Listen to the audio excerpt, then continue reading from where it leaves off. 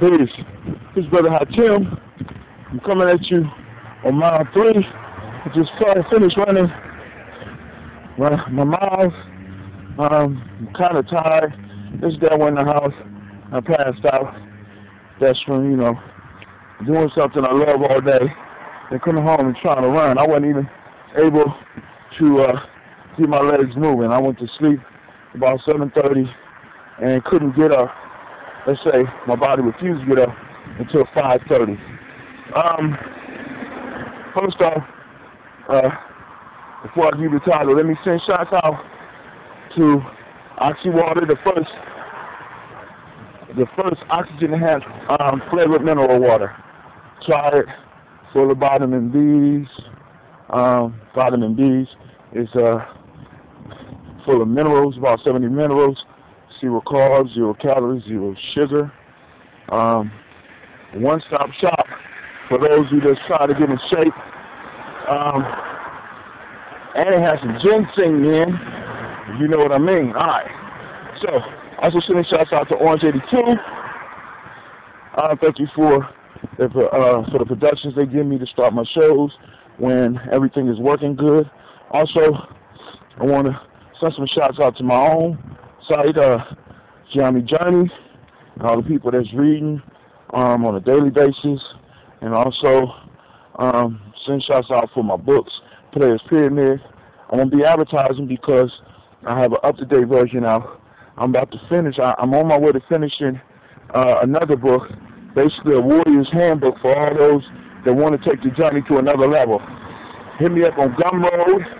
Just look up Hot Tim, HA2 TIM on Gumroad. Or just look for some of the links that I post every now and then and support the journey. So here we go. The name of this show today is called 4 is the Wrong Answer. Once again, because cars is going by, I'm on a busy street, I'll be off in a second. I want to make sure you got that title. The title of this talk tonight is 4 is the Wrong Answer. Alright, I had the pleasure of working with young people on a daily basis, and also working with my tribe, and I constantly am training individuals on the warrior path on this journey, and in coaching them I constantly learn something new. So I was doing some research because to keep young people's attention is a thorough challenge. So I got to come up with different ways to keep their focus. I got to challenge them and make them want to listen. But I only have a half an hour to grab their attention, drop the lesson, and leave. So this is challenging because usually it takes a little while to get them warmed up, and you can't really do no warm-up exercises with older kids. With young kids, you can keep it going and you can be very experimental, but with older kids, it's more of a cerebral thing. It's more of a mental thing that you got to grab them real quick so that you can get the lesson across that you're trying to get. So I found a riddle, and if you know the answer to the riddle, it's because you've seen the riddle or you're very astute. But the riddle gives me the idea for my talk, and you can hear the riddle several different ways. The way that I picked it up and the way I've been using it with my kids, and of course I'll change it as time goes on, is 2 mothers and 2 daughters go to the mall. They only have $21 to go shopping, and they split it evenly. How much do each one of them get? So my kids look at this, and some of the adults that I worked with using the same one looked at it and immediately came up with this 4 people and started saying, well, if it's 4 people, they each get $5.25. And I say, No, it has to be even. Each of them have to get an even amount. It can't be no dollars. So if 525 is eating, no, it's not even. No change. They each get a certain amount of money. How much do they get? Well, how many did you say? I said 2 mothers and 2 daughters. You said 4. I said, okay, so I put 4 up on the board. And they look at the number 4, and they say, well, if there's 4 people, you can't divide 21 by 4. I know I'm doing my little teenage voice, especially little girls, because they really get snazzy with you, boy. But the idea is this, and this is what came to me while I was doing the workshop with them. I said, all right, how many people did I say? You said 4. No, I said 2 mothers and 2 daughters. So one of the kids finally dripped off, and this happened almost in every class. One of the kids dripped off and said, hey, it's 3 people.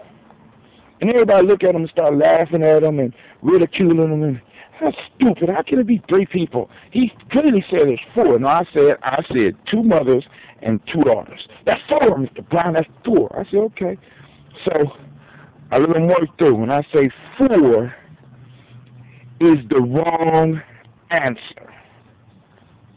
And everybody, except for the 1 or 2 that already picked it up, say, why? For those that don't know, the answer to the riddle is very simple. You have a grandmother, a mother, and a daughter. That's 3 people. $21 can be split evenly between them, and each one gets 7. They say, oh, you tricked us.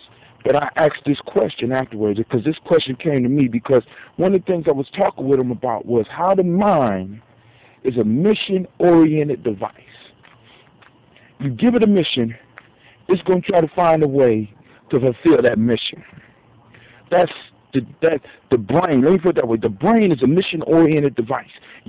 Once you put a mission in your brain, it's going to seek to fulfill the mission, whether it's good for you or whether it's bad for you. That's why neurons fire together.